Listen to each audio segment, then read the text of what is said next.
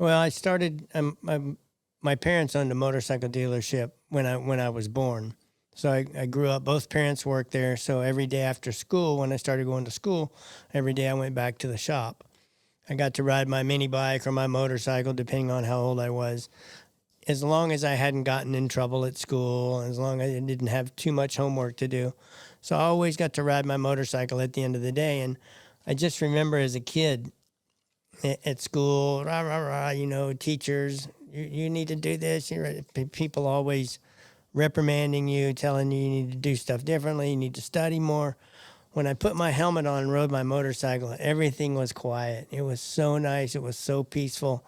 And I've always had that same feeling. I mean, when I rode a Grand Prix, as soon as I start to buckle my helmet up, big smile under my helmet, Was your world. ready. It was my world. I was ready to go to battle. So, I started road racing kind of late, 1984. So I was almost 20 years old when I first Yeah, started it was quite late, no? production racing. And in 84, I got a tryout at the end of the season with Suzuki to ride their American Superbike. I did well at the tryout, so I got the ride for 85. And then the success that I had in 85, I got an American Suzuki contract 86, 87 to race superbikes.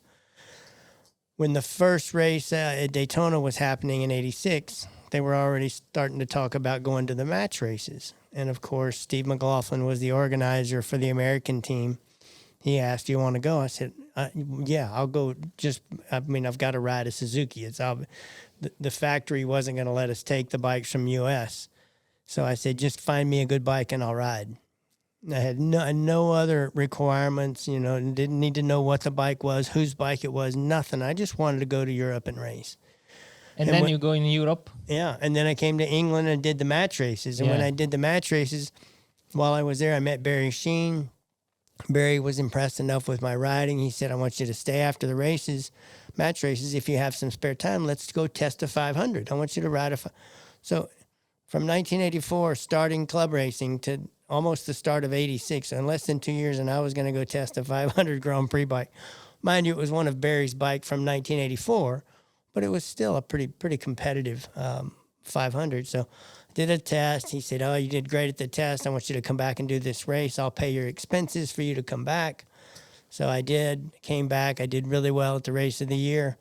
After I did good there, he said to Suzuki in the UK, which was Heron Suzuki at the time, he said, "We need to get Kevin a bike.